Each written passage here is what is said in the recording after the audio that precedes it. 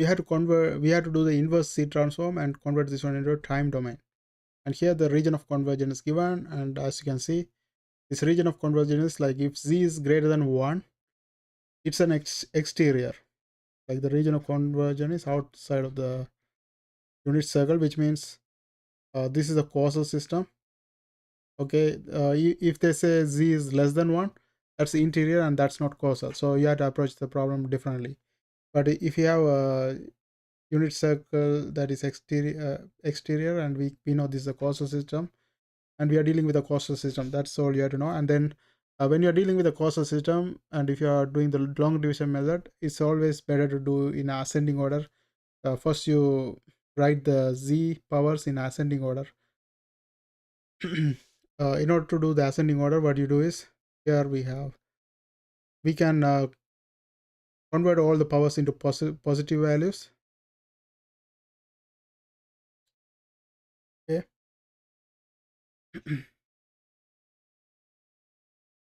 Actually, descending orders. You put the highest power first and then lowest power second. Descending order. So in order to make this one a descending order, what we do is we can rewrite this one as 3 plus 2 over z, and then 1 over z square, and then in the denominator I have 1 minus 3 over z, and then plus 2 over z square. Now in order to get rid of all the denominator, I multiply by the highest power. In this case, the highest power is z square, so I multiply the bottom and top by z square. Then if I do that, then it's gonna become 3z square plus 2z plus 1. And in the denominator, we are gonna have 1 minus 3z plus 2. Okay. You when you do a multiply numerator, you multiply the denominator as well. That's how they become equal. You cannot just multiply only the numerator or only the denominator. If you multiply the numerator, you have to multiply the denominator as well. That's how these two cancels each other. Like that's how you can equate the numerator and denominator. So now we have brought it in a better way. Now it's already in the descending order. As you can see, this is z square. Okay, this one should be a z square right here. Z square minus 3z and then plus 2. Here we have 3z square plus 2z and 1. And when you don't have any power, you can consider this one as a z power 0. Okay. Now let's go ahead and do the long division method. I bring this equation to the other next page, because this is the one we are going to use to do the long division.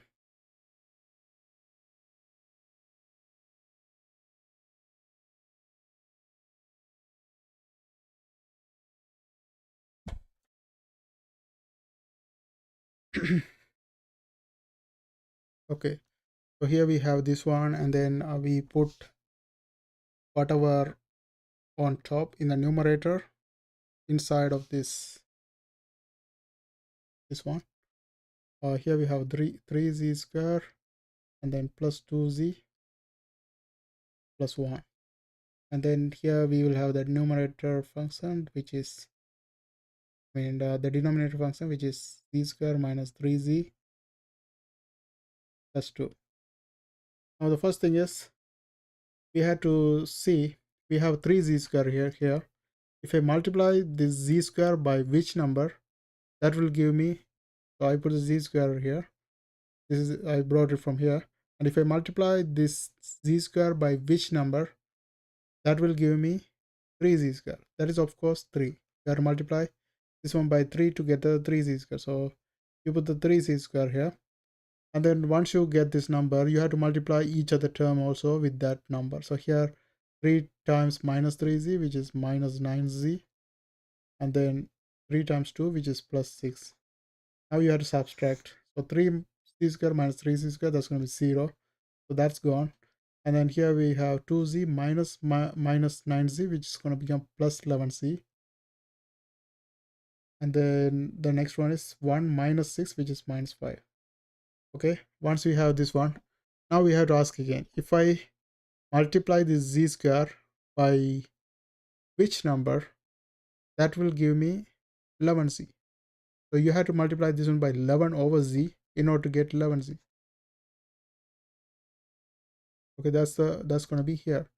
And if you now we have to multiply each term this 11 over z. So 11 over z times z square, which is 11z here, and then 11 over z times minus 3z, which is going to give us minus 33. Z cancels, so that's gone.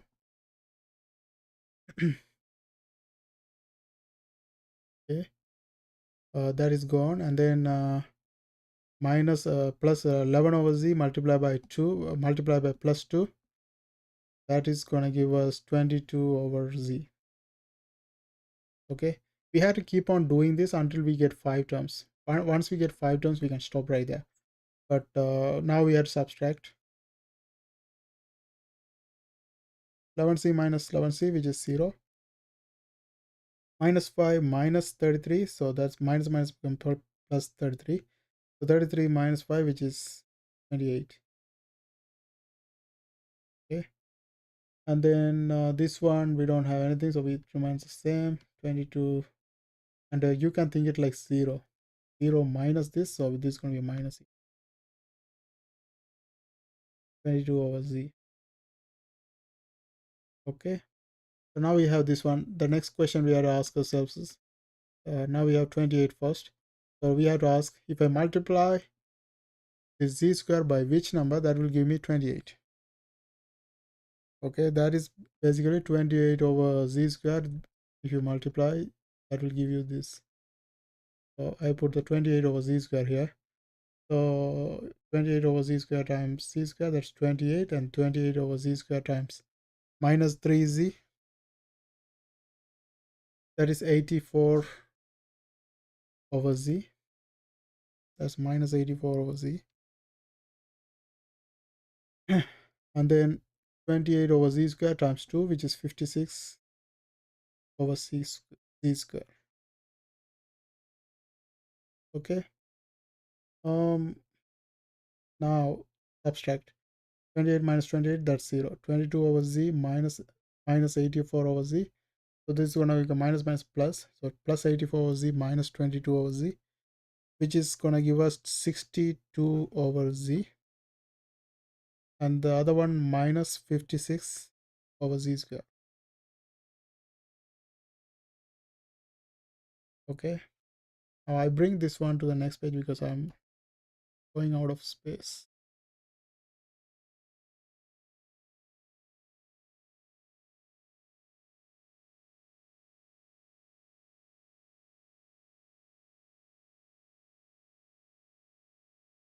Okay,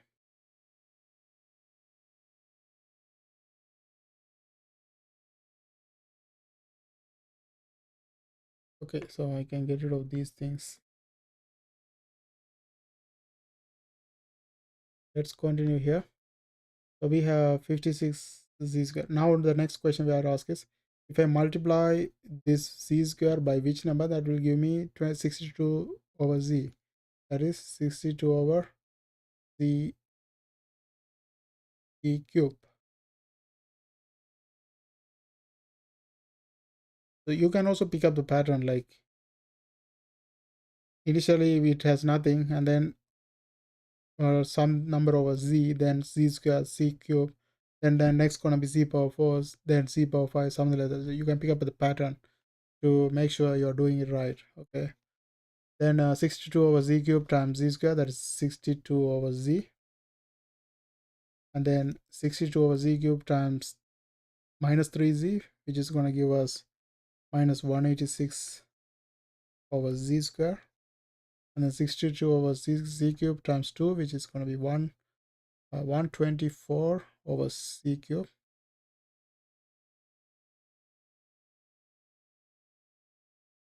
Okay, now we subtract 62 minus 62, that's going to become 0. Then minus 56 over z square minus 186 over z square, that's going to give us 130 over z square. and then this one 0 minus, so this is going to be minus 124 over z cube. Now I had asked if I multiply this one by which number, that will give me 130 over z square, that is 130 over z power 4. And once I get 5 numbers, I can stop right there. Okay, and the final answer here is we are trying to convert in the time domain. In the time domain, what we do is we pick up these values here. We just have to look at the coefficient in front. Like, let me grab this number. So the whatever the value on the top, that's what matters. I copy this one and bring it to a new page. So this is the value we got on top.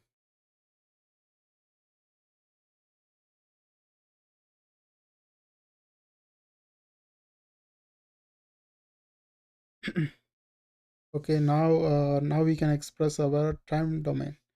Time domain x of n is nothing but the coefficient. But before I do that, you can also express this one better.